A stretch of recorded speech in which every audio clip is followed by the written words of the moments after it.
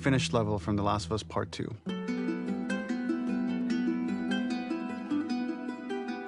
The reason we added this section is there are a few sequences, and we picked the 3 of the best ones, that we cut from the game. Often we build a game that's much bigger than what ends up being the final product.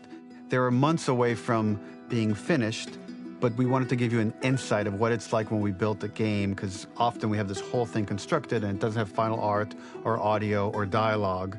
And here you get to see the building blocks of what it's like when we first string a bunch of these levels together. This is the intro to the first deleted level, and this one is the roughest of the 3. We wanted to show more of how Jackson operates. So this is the festival where Ellie ultimately kisses Dina. This sequence would have come very late in the game as a flashback sequence while you're in the farm with Dina. And we wanted to show what is the rest of Jackson doing, and wanted to put on the stick, make it interactive. So you could see when you're outside, there are all these almost like carnival games that you can play. You could mix drinks, you could play with these kids that are playing a sort of clicker Marco Polo, sit down and listen to conversations. And all the different interactions were first or second pass, very, very early passes.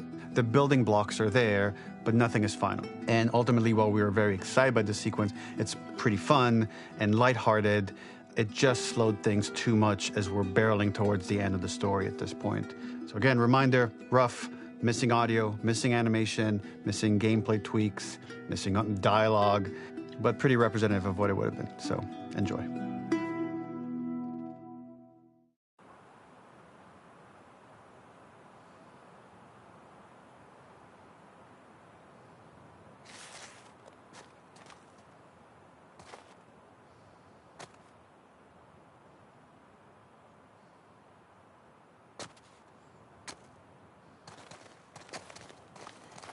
Originally, this level was going to transition us to farm.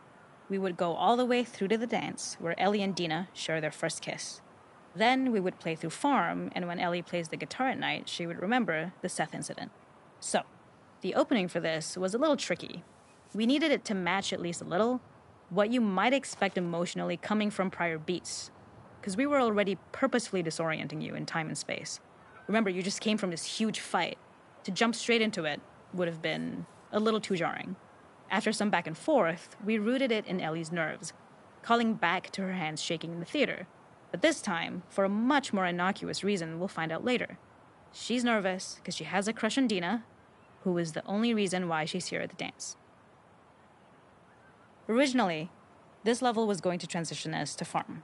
We would go all the way through to the dance, where Ellie and Dina share their first kiss.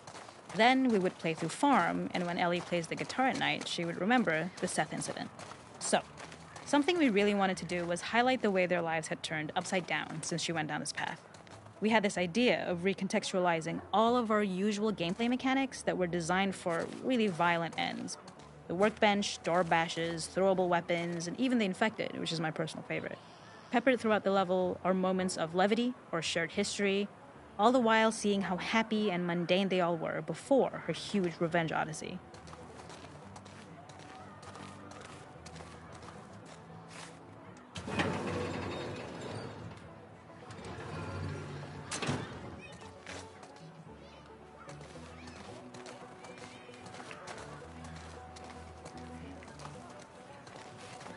It is not a festival without one of these throwing games.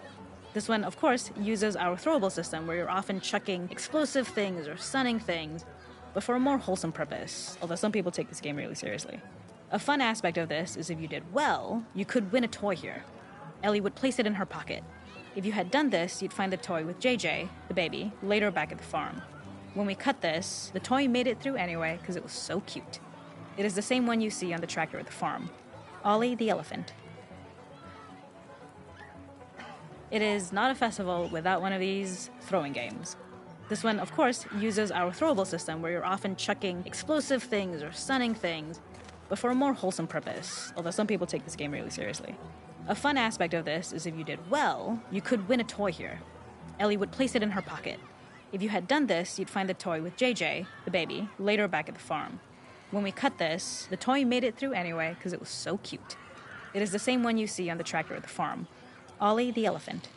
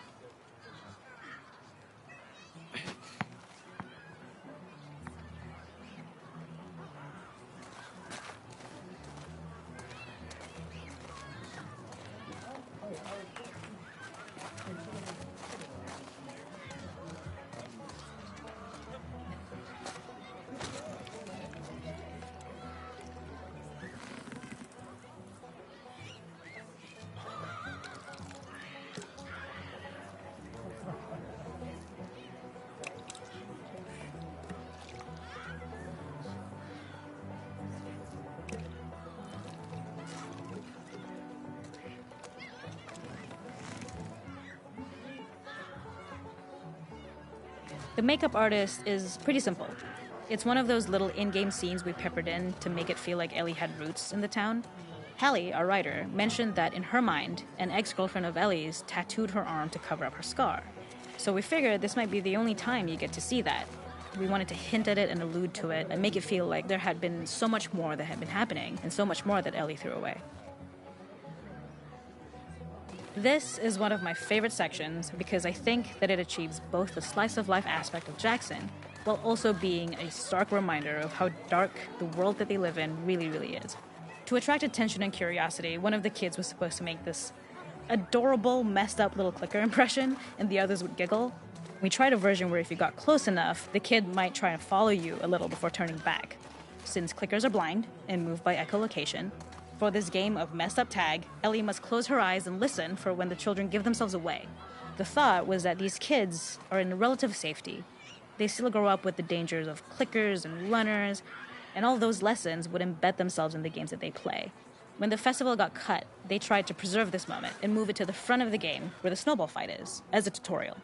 However, being in the headspace of a clicker doesn't really teach you how to deal with them. Eventually, it evolved, and they instead made the snowball fight, which was, I think, way more effective. For me, it's character illuminating that not only does Ellie know this game, she plays along. There's a familiarity with the kids that's really nice to see, especially because it's such a difference from the Ellie we see later, who has a sort of hollow normalcy that she's trying to get with JJ, but kind of fails.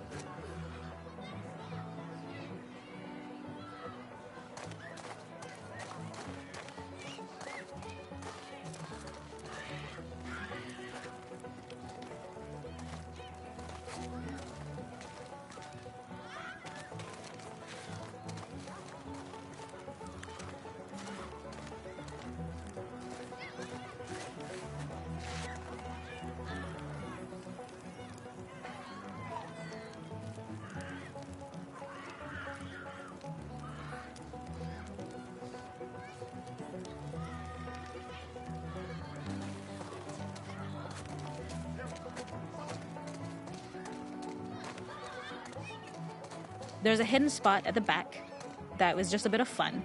It was highlighting Jackson's normalcy with something we would find in a real world. In the back, you would find teenagers finding some alone time with each other in a dark corner of a party. It was rewarding the player for peeking into a hidden corner, but ultimately redirecting them back to the festival. We also had versions of them smoking weed here, despite Maria's consternation, probably having gotten it from Eugene.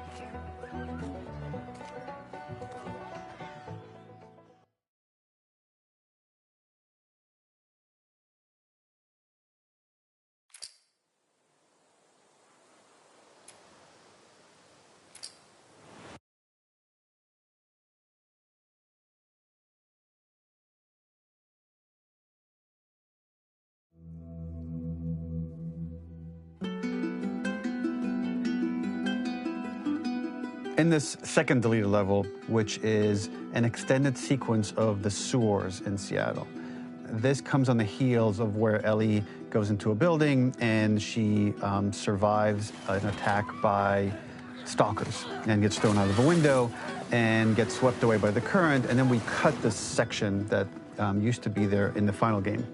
Now you will get to play it. So this was a way to get a bit more interesting puzzles, interesting traversal, figure out how Ellie can navigate the sewers with the fighting current.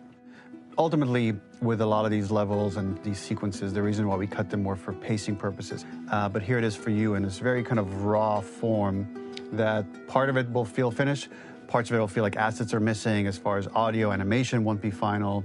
But it's a glimpse into what a game looks like when it's months away from finishing.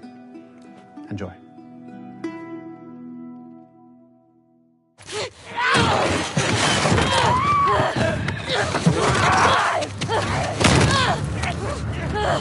Get off of me!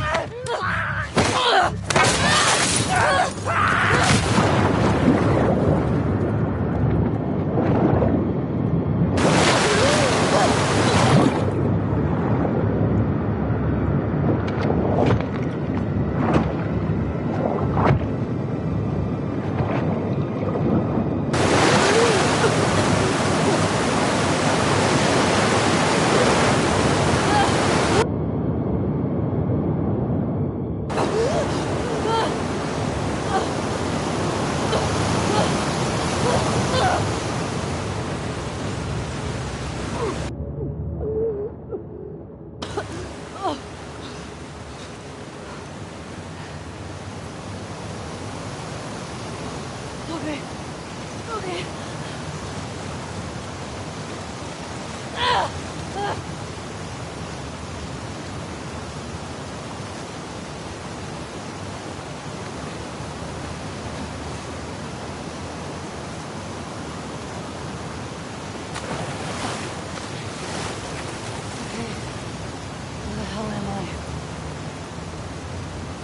This level, internally known as Find Nora, was quite long in duration as we had to make Ellie traverse a far distance to the opposite side of downtown Seattle.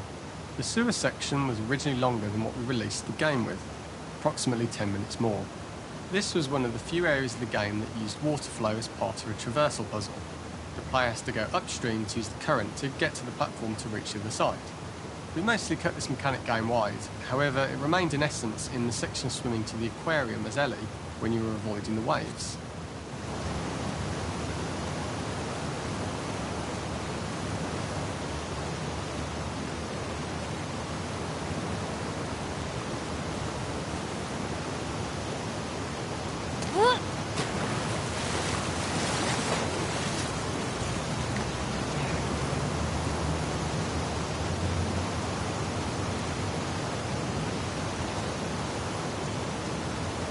When players reach the doorway and enter into the room, they are faced with a dead end.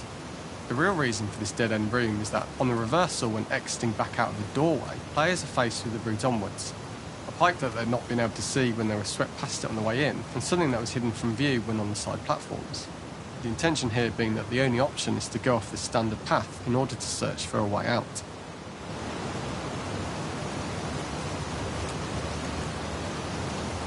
What have we got here?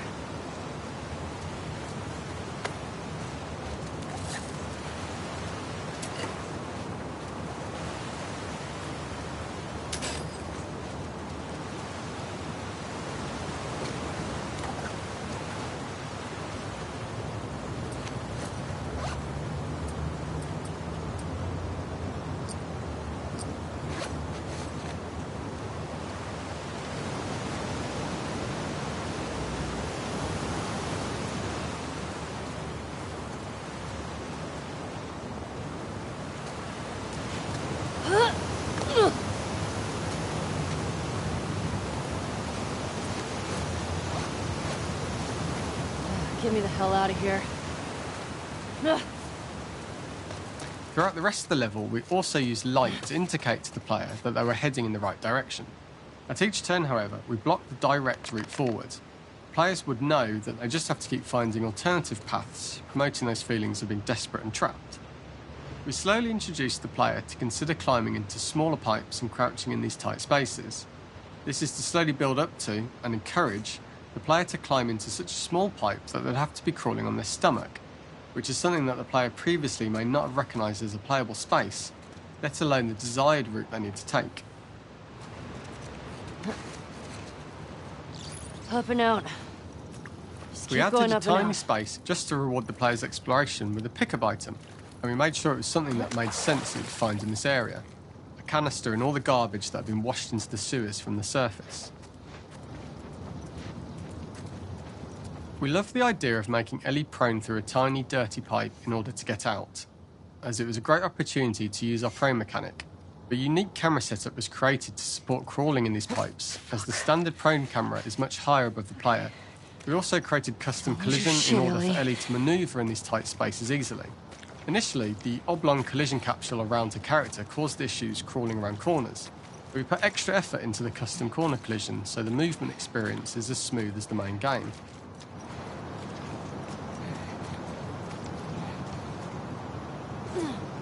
In order for the player to feel cramped, claustrophobic and desperate, we'd been enforcing the traversal mechanics that allow for a tight environment which promote these feelings.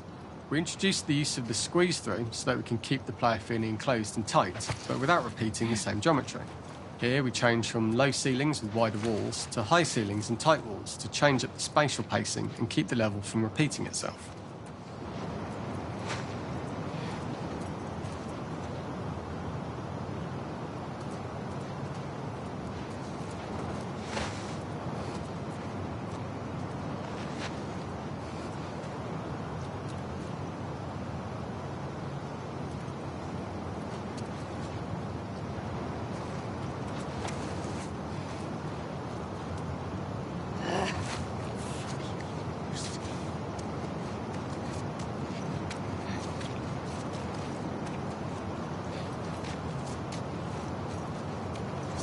Shitty place to die.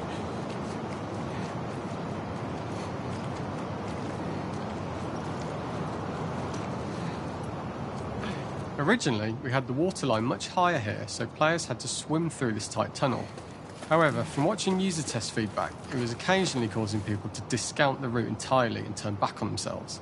So to avoid any risk of this happening in the final game, we present a lower water level so the tunnel is easy to see and commit to using.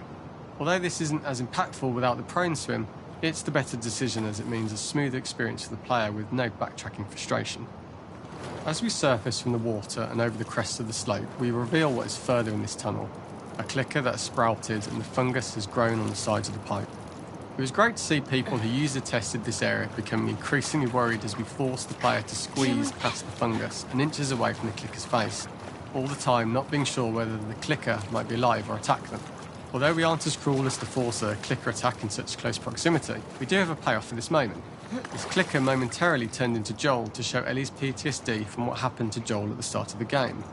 Ultimately, we decided to save this moment for the farm level, as it was more impactful there because it could become the centrepiece of that experience.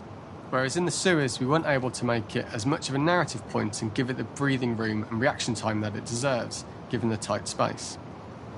We draw the player towards this pipe, as it is seemingly the route out of the tight space.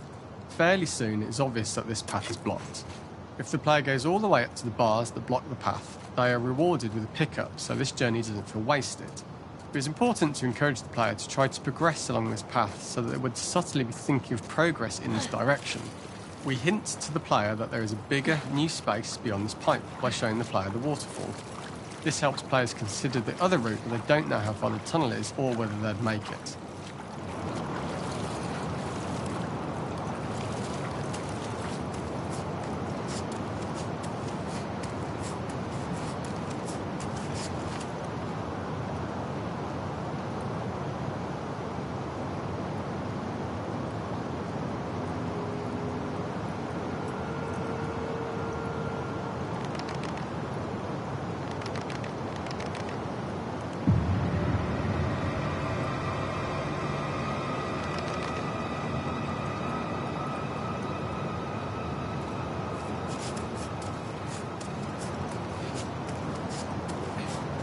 Oh, shit!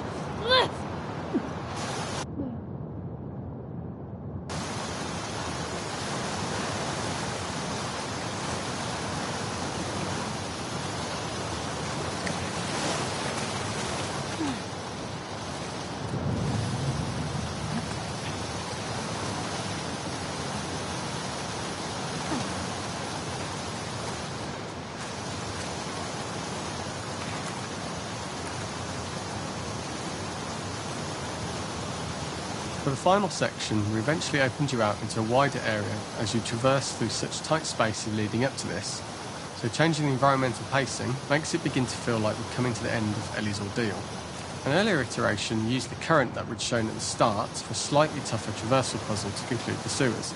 The ladder was clearly visible from most of the area, but the player was faced with a fast-flowing torrent of water they couldn't cross. If the player attempted to jump into the water, they were not able to swim across the ladder due to the water's speed, but instead they had to traverse the pipe running along the top of the space in order to get across the water.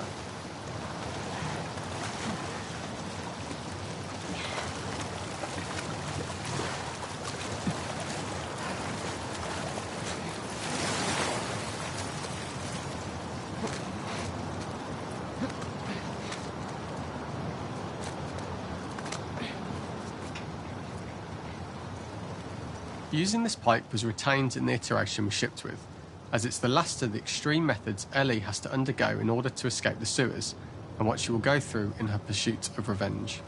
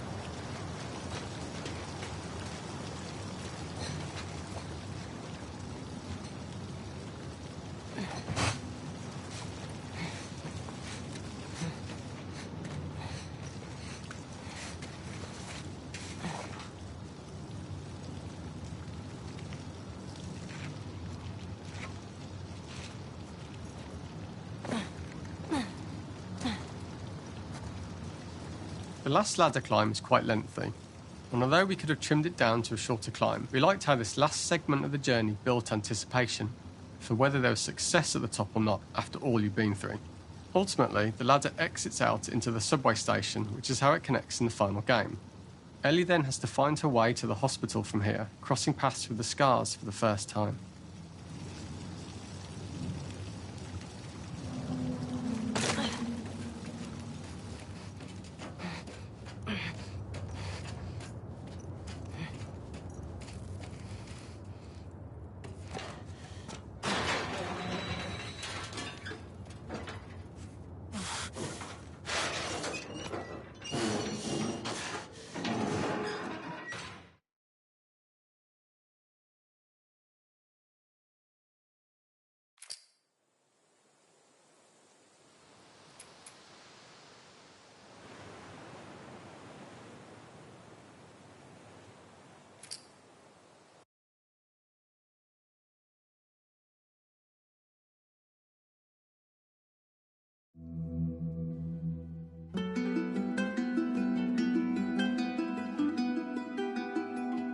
For this third and final deleted level, what we call the boar hunt sequence, this was a sequence pretty late in the game. It was right after the whole Seattle Abby sequence where Abby spares Ellie. And then we wanted to come back into Ellie's story, but keep it a bit mysterious of how much time has passed, where is Ellie now? So we're coming in on Ellie, and she's following a trail of blood. And we wanted to mirror, in a way, the deer hunt sequence from the first game, but this time do it with a boar.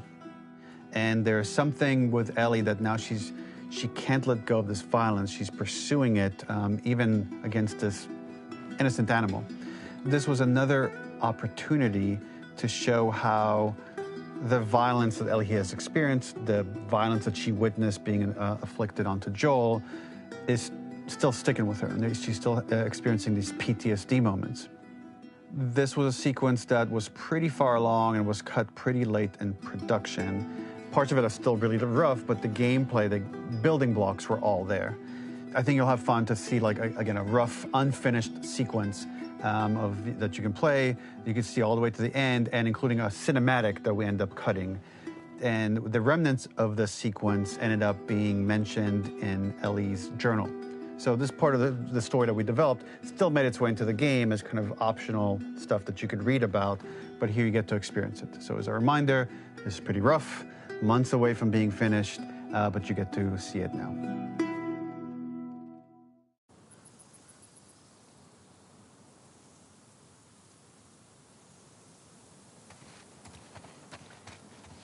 So the boar hunt was one of the hardest levels for me to work on.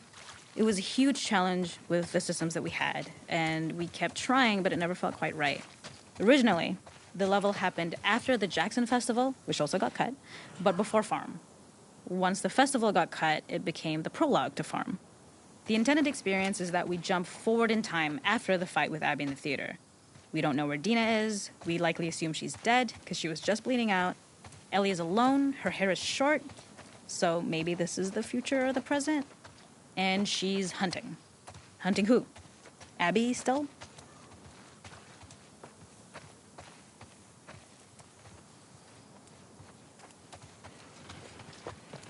In early iterations of the fight, it was more arena-like. The player slowly whittles down the boar's health. Ellie gets more visceral and more vicious. We get a little worried about her. As the boar gets weaker, more panicked, more feral, and we start feeling sympathetic to the boar was the hope. In all of these iterations, especially of these wider areas, it required custom AI and scripting to make sure it continued to feel organic as an animal, but we really needed it to do specific stuff. It needed to be able to close distances really, really quickly. It needed to charge to attack, but we wanted the feeling of hunting, so we needed to track it down from afar. And we also needed to discourage the player from attacking the boar when it's that close, or it would kind of turn into this melee kerfuffle.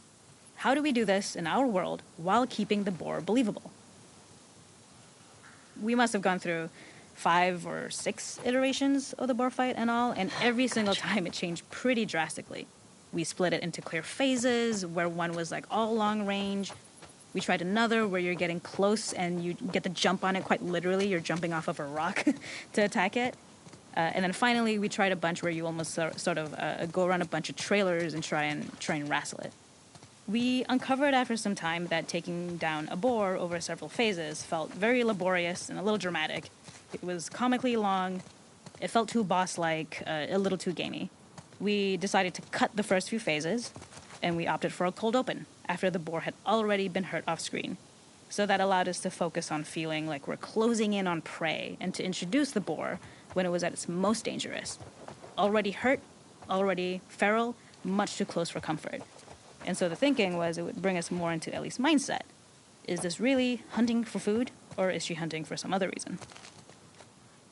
The gas station was built to highlight the boar's destructiveness. Since it's cramped, the boar feels larger. We also feel trapped with it, though perhaps it's trapped with us. When it charges, it gets to us quickly, so we must be on our toes. This made it more aligned with Ellie's sort of hunting for trouble mindset. Listening became more important, as well as moving around slowly so it didn't hear you. Could you spot it before it saw or heard you? And could you get a shot off quickly enough so you could dodge out of the way? Or is the shot worth the cost after? It feels like a gamble. By the end of the fight, everything would likely be in shambles. The boar would burst through the back, and Ellie would follow it and finally enact revenge.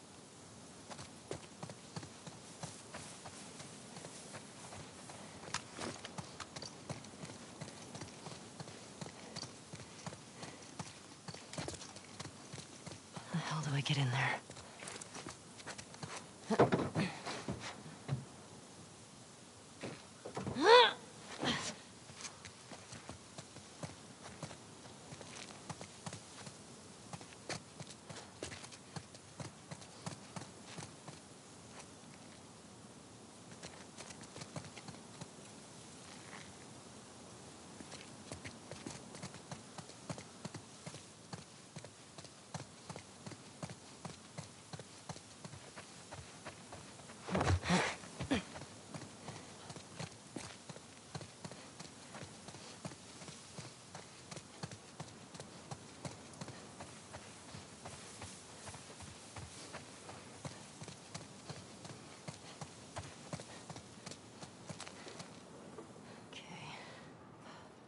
I can't see shit.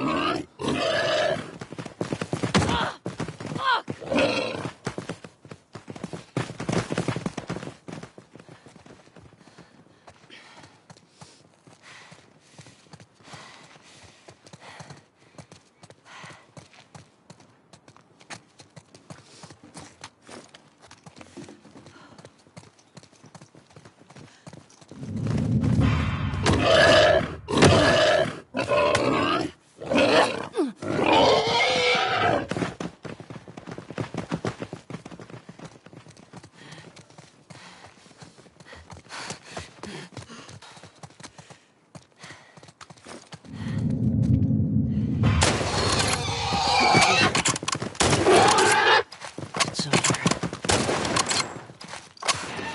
Nowhere to run.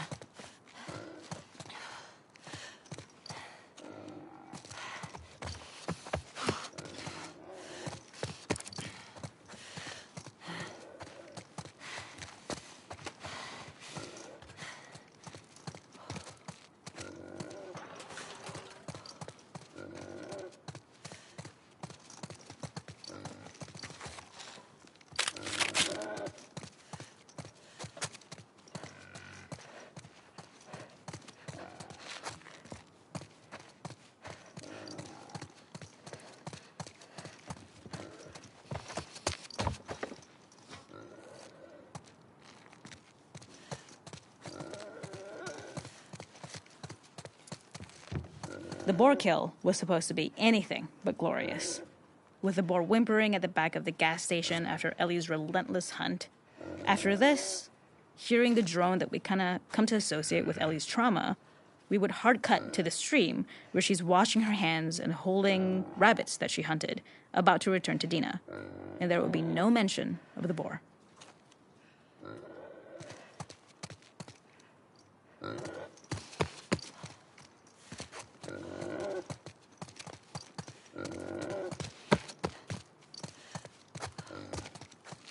You're done.